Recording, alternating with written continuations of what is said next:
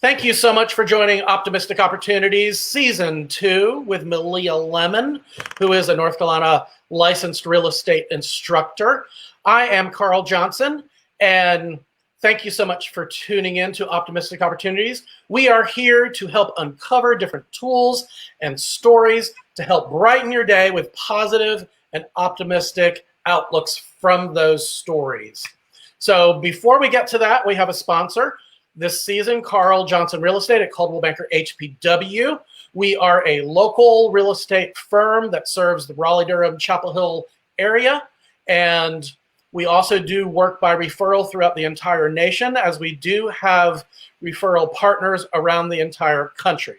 So if we can help you, please let us know. We don't just list properties for sale, we market them. And we also have a concierge service for buyers. So go to carljohnsonrealestate.com. That's carljohnsonrealestate.com to learn more.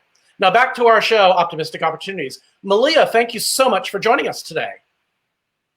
Well, Carl, thank you so much for inviting me. I am so looking forward to chatting with you, for sure.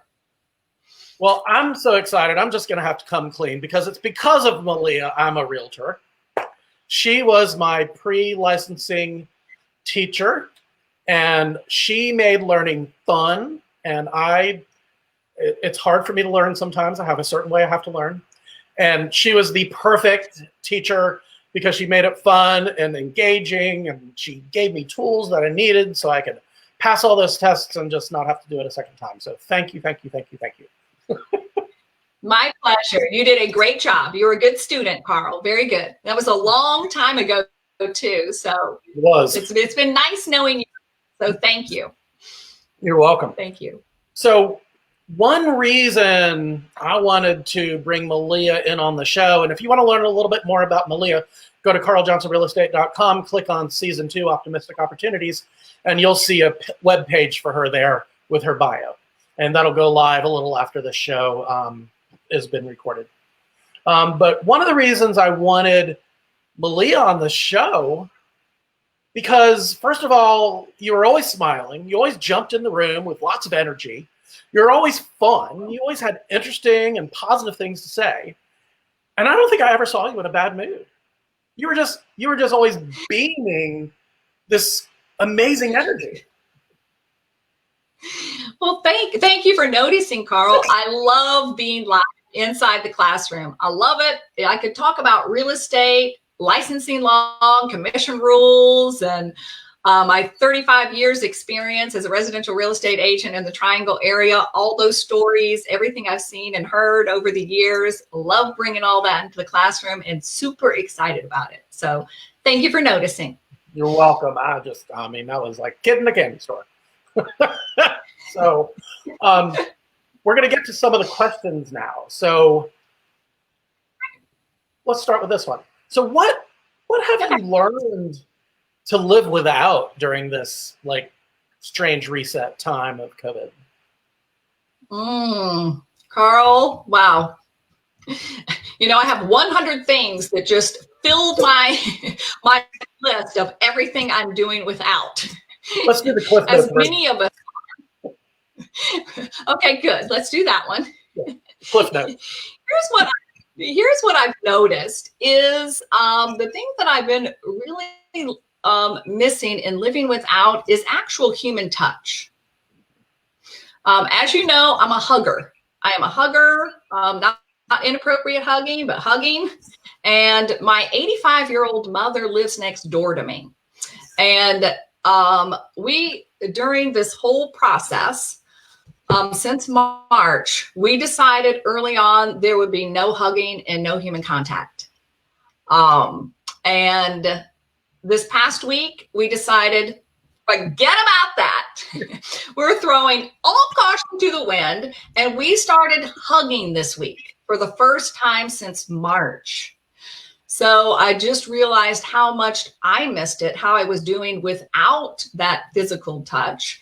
And with my mom, and just, she and I have just been beaming ever since. We do the side hug. We got that side hug going on. Right. But that's the thing I noticed the most lately, what I've been living without. Now, so for the listeners, internet connection, I know you're kind of on not a broadband, high-speed internet connection out where you live. What Melea said was what she was missing most was physical contact, and hugging is her favorite thing. And since March, she hasn't hugged her mom. But last week, she decided they were throwing caution to the wind, and she was going to hug her mama, but she did it to the side. So, yay, congratulations. That's awesome. So, sorry to recap that for you. Thank you. My pleasure. No problem. That is also really challenging for me. I am a big hugger. I get a lot of energy from other people. And, you know, I'm always constantly going, virtual hug. And it's just like such a downer. It's just like not fun. It's like, yeah, I agree. Not the same. Yeah. So, no, it's the same. So how are you, you know, keeping that positive energy up and that big, you know, sparkle in your eye and your go, go, go attitude? How are you keeping all of that going now that we're in this different environment? And Carl, that's a really good question. I think a lot of us are struggling with that, regardless of what we're doing, right? And like you, I get a lot of energy from other people. So me bouncing around the classroom, teaching pre-licensing and post-licensing and continuing education, that gets me going. That is just, I love it. And now going to teaching online on Zoom and not having that physical, you know, way to charge me up, it's been a struggle. It's been a struggle on how to keep my spirits up, how to keep my energy up. I was a person who did yoga 3 or 4 times a week. And, you know, lots of yoga, lots of meditation.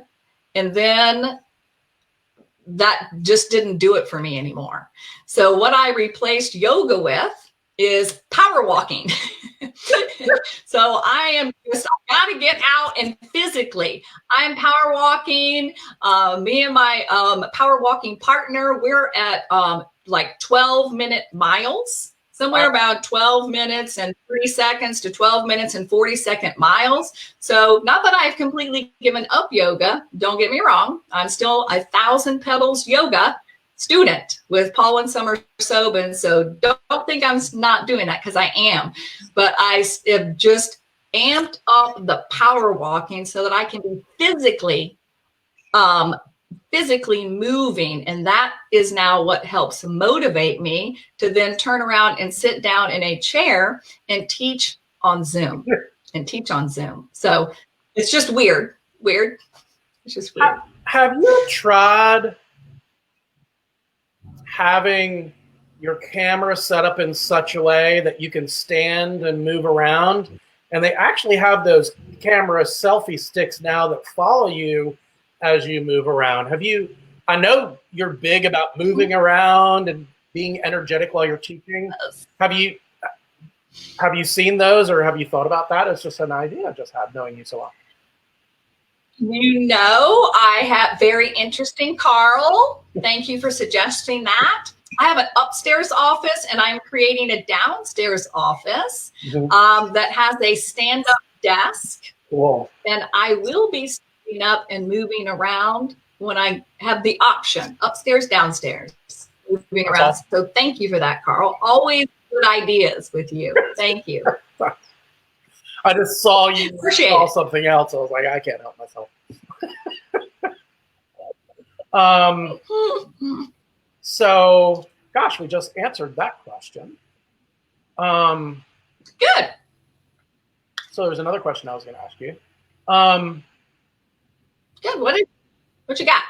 So, any gifts that you've noticed about having a different way of living and working?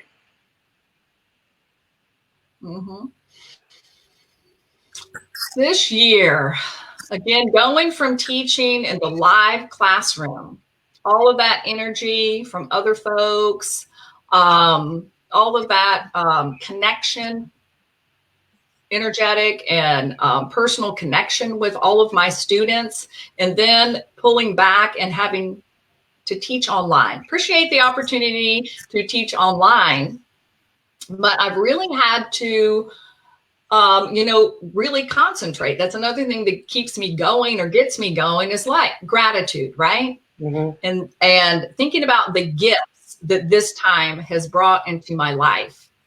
And even though I'm a yoga practitioner, meditator, and an introvert,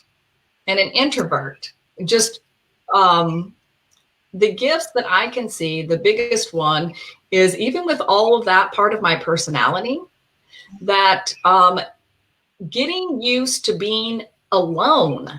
I have other people that live in my household with me, but being more alone with myself has been interesting. Not being physically on the go like I usually am pre-COVID, and just having an opportunity to sit with myself. And I've learned that is now a gift, a gift and not a curse. So thinking of it being a curse, yes, and making it into a gift, has been a gift. It's a masked gift. Yes, a masked gift. Yes, digging deep for gratitude in that. Yeah. But it has been very helpful, and I really genuinely see it as a gift now, having the opportunity to do that. That's one thing I have really struggled with as well. I am a very highly energetic, engaged, moving person as well, and love being in front of people and performing. I grew up performing, honestly, on the stage, singing in the American Boy Choir. And, for me, it's like that's how I get my energy. I mean, I think similar to you being on stage in the classroom in front of your audience, your students, sort of the same thing. And, taking that element out of the day, it's like, we're all my people. It's very different. And, I look forward to these times every week because I get to be in front of one of my favorite people, one-on-one. But then I sort of visualize sort of that audience that's watching or listening on podcasting or in Spotify now this season. And it's really just sort of a brain reset almost in a way of where that comes from. And I think what's really hard for me is it's hard for me to remember that I should be doing that regularly. I've spoken with a lot of people over the first season, and now we're in second season. So that's 25 episodes into it. And a very small handful of people have said, oh, I have a regular Friday happy hour with my girlfriends. Or every Sunday I'm Zooming with our family. But that was probably only 10 or 15%. But interesting. I need to remember that I should probably set up a weekly thing like that on top of this Wednesday show. To maybe put you on the list with a couple of other special people that we know. And be like, okay, we're going to meet at this time every week and just, chat for a little bit and then go on with our day. So let's do that, Carl. Yeah, we should do that. Let's get our special group. We've just admitted it on this podcast, and now we have to follow through, Carl. So there we go. Exactly. Thanks. So here we are at time at almost 15 minutes. So Melea, thank you so much for joining us today. And again, thanks to our sponsor, Carl Johnson Real Estate at Coldwell Banker HPW. Go to carljohnsonrealestate.com, and that's carljohnsonrealestate.com for more information. And tune in next week as we will be recording, I think, next week and the next week because Thanksgiving's coming up. I can't remember. Maybe next week is live and the following week is recorded. But we'll be posting the Wednesday before Thanksgiving online, probably on Tuesday, so we have it as a resource for our people while we are at Thanksgiving or not at Thanksgiving as we usually are. We just found out we are not at Thanksgiving with our family. So we're going to figure out a new way of being, again, in COVID, and in a different type of Thanksgiving, new tradition. So anyway. There you go. I like that. tradition. That's good. New tradition. New tradition. Good job, Carl. Thank you. Good job. Yeah, positive lens. But Melea, thank you so much for joining us, and you're awesome. You're awesome too, Carl. Thank you. This is fun. So we'll let you get back to your class. I know you're on your lunch break, so we'll let you get back to your students. And as always, it's always great to see you. And thanks for watching Optimistic Opportunities. Y'all have a great day, and please remember to help one another.